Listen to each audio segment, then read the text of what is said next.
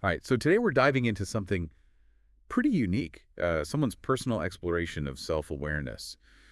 But get this, they've used the metaphor of a ship and its crew to map out their mind. It's actually a really clever framework they call it later days, or sometimes the hub. And it's really detailed, like they've mapped out different areas of the ship representing different parts of their mind. Okay, I'm intrigued already. So who's the captain of this ship? Well, it's not just one captain, it's more like a whole crew. Yeah. They've identified these different subpersonalities, each with a specific role in how they think and make decisions. So instead of saying I'm conflicted, it's more like Captain Bannock and Devon are having a disagreement down in the mess hall. Exactly. It's a really interesting way of looking at those internal struggles we all have. So let's meet some of these crew members, shall we? Who are the key players on this ship of the mind? Let's do it. Well, every good ship needs a captain, right? And in this case, it's Bannock. He's the one who embodies leadership and balance, stepping up when decisions need to be made, not because he craves power, but out of a sense of responsibility. I can relate to that. It's like in a group project when everyone's looking around for someone to take charge. But even the best captain needs a good crew to rely on. Exactly. And this is where the metaphor gets even more interesting, because it highlights how important a balanced psyche is. You've got Liz, for instance. She's the morale officer, always making sure everyone's spirits are up. So she's like the life of the party on this ship, keeping things lively. Precisely. She reflects that very human need for pleasure, for enjoyment. It's very much in line with what psychologists call the pleasure principle, similar to what Freud talked about. Then there's Val, the tactician. If Liz is all about keeping things light, Val is about efficiency and strategy, making sure things get done. You could think of her as the executive assistant who keeps everything running smoothly. So we've got the leadership covered, the morale covered, but what about exploration? A ship needs to actually go places. Right, and that's where Addie comes in. She's the scout, always on the lookout for new experiences, new information. She's that voice inside urging you to step outside your comfort zone. And I'm guessing Mac, the pilot, is the one who actually steers the ship towards those new horizons. You got it.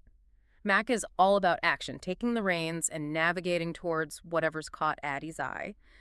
But it's not a reckless endeavor because we've also got Devon, the navigator, carefully charting the course, considering the risks. So it's like Addie spots a new island, Mac wants to set sail immediately, and Devon's there like, hold on, let's check the currents and make sure we have enough supplies. I'm starting to see how these different parts work together. Exactly. And we can't forget Tira, the advisor. She's the one who pauses to consider the deeper meaning of the journey. If Addie is all about exploring the what, Tira is about the why. This is fascinating. Uh-huh. So it's not just about having these different parts of ourselves. It's about understanding how they interact, how they all contribute to the overall voyage. Precisely. Right. And just like on a real ship, you need crew members to handle the day-to-day operations. So we've got Kenny the quartermaster.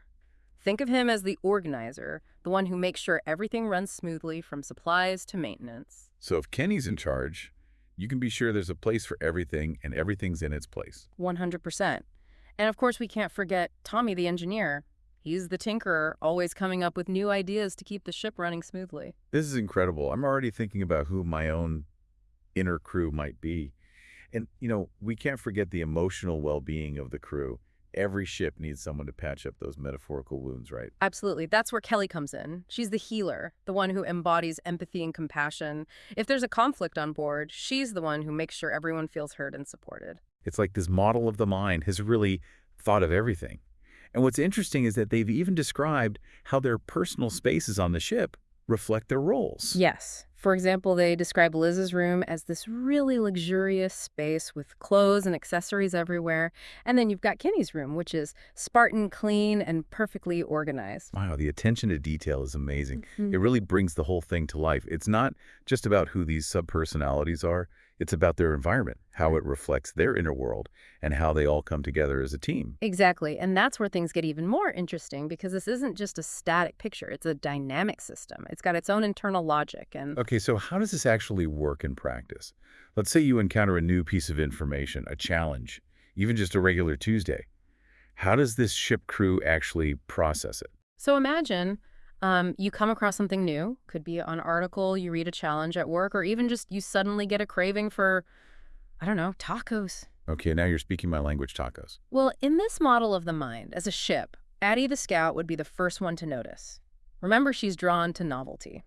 Always on the lookout for something new and exciting. Exactly. And depending on what it is, she might go straight to Mac the pilot if immediate action is needed, but usually she'll head to Kenny the organizer to categorize this new information. So Kenny's the one who decides if this new information is actually useful or just a piece of driftwood floating by. Makes sense. Right. Can't have the captain calling a ship-wide meeting every time Addie sees something shiny. Precisely. He's kind of like the information filter, using logic and reason to determine relevance. And then once Kenny's done his thing, that's where the real internal debate begins. Devin, the navigator, steps in to analyze the situation. Okay, so Addie finds it, Kenny files it, and Devin analyzes it. I like the flow already. Yeah. So what's Devin looking for at this point? He's really carefully weighing the pros and cons, trying to chart out potential courses of action. He's probably also going to consult with Tira, the advisor, to get her long-term perspective. Right, because Tira is all about the why, the deeper meaning behind the what's. So we've got this cautious planning from Devin, potentially shaped by Tira's wisdom. But here's where I'm curious. Where did the more emotional members of the crew come in? Because we can't make every decision based on logic alone, right? You're absolutely right, and that's what makes this model so interesting.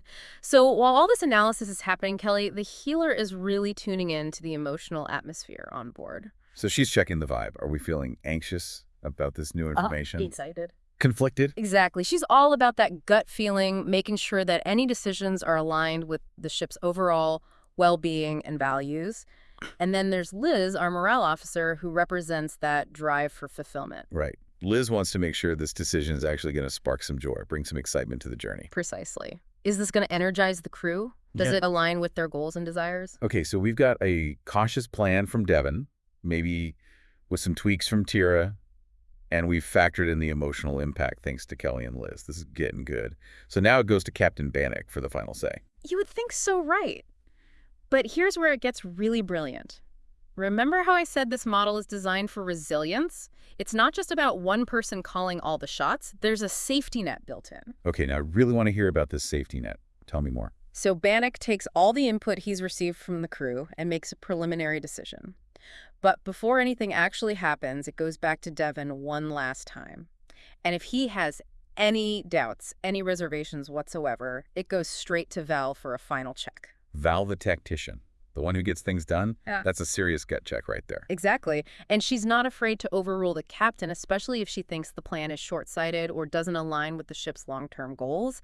And get this, even after Val's made a decision, it goes back to both Bannock and Devin for one final review before any action is taken. Wow. Talk about a thorough process. It's like decision-making with triple tech insurance. It seems almost foolproof. But let's be real, even the most well-maintained ships run into trouble sometimes. What does this model have to say about the challenges it might face? Well, it actually outlines three main categories of threats, which I find very insightful. First, you've got external threats. Okay, so those are like the storms that hit your ship unexpectedly, right?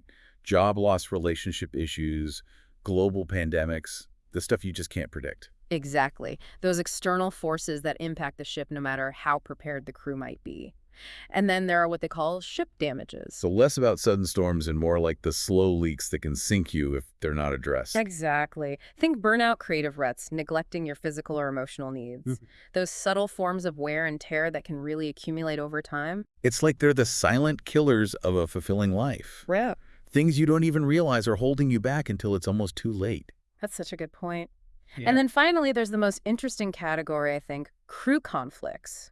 So this is like mutiny on the high seas, when the different parts of ourselves are at war with each other. Exactly. When the subpersonalities are in sync, maybe one voice is too dominant or there's disagreement about which way to go. So instead of working together as a team, they're divided, working against each other. Yeah. Yeah, I can see how that would make navigating anything pretty difficult. Yeah. Are there any examples of what these internal conflicts might look like? Yeah, actually there are. So for example, you could imagine Liz, the morale officer, getting a little carried away with immediate gratification. Okay, so I'm picturing the ship's stores overflowing with fancy cheeses and luxurious fabrics, but they're running low on fuel for the journey.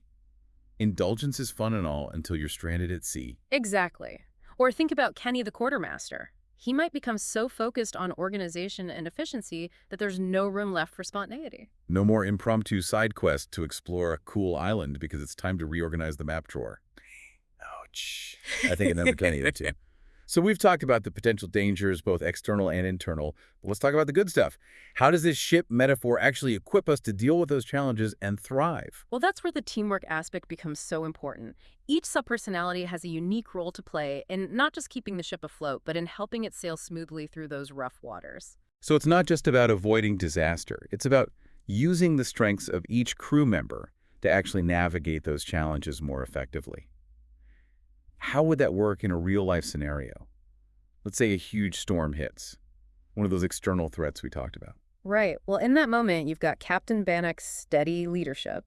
He's not going to panic or start blaming anyone. He's all about rallying the crew together to find a solution. And then Liz, the morale officer, is right there with him, reminding everyone of their strengths and keeping spirits high. So instead of giving in to fear and chaos, it's more like, we've got this, we've weathered storms before, we have an amazing team. Exactly. It's about tapping into that collective resilience. And what about those ship damage situations we talked about earlier? Things like burnout creative reps neglecting your needs. That's where Kelly the healer really comes in. Because she's all about empathy and self-care, right? Making sure the crew is tending to their emotional and physical well-being. So it's not just about pushing through, it's about recognizing when it's time to drop anchor and take care of yourself. Exactly. And I think Tira, with her focus on the bigger picture, probably helps prevent some of those ship damage moments in the first place just by reminding everyone why they're on this journey to begin with. It's like she helps us stay connected to our values, our purpose, Yeah. which is so important when things get chaotic or you start to feel a little lost. For sure. You know what I really love about this ship of the mind metaphor is that it encourages us to reflect on all these different parts of ourselves without judgment. It's not about labeling them as good or bad. It's about understanding their function. So it's less, oh no, my inner Liz is going to lead me to bankruptcy, and more, okay, Liz, I hear you love those nice things. Maybe Kenny can help us create a budget so we can enjoy those things responsibly without going overboard. Yes. It's all about teamwork balance and recognizing that all these different aspects exist within you. And when they work together, you can create a really fulfilling life, just like a well-run ship. I love that. It's such a hopeful and empowering way to approach personal growth. So for our listeners, as they're sailing off into the sunset, metaphorically speaking, of course, what's one question you would encourage them to ask themselves after this deep dive? That's a good question. Maybe if your mind was a ship, what would your crew look like? And what repairs or upgrades might your ship need to better navigate the waters ahead? Such a great question. And on that note, this has been an absolutely fascinating deep dive. Thanks so much for joining us today.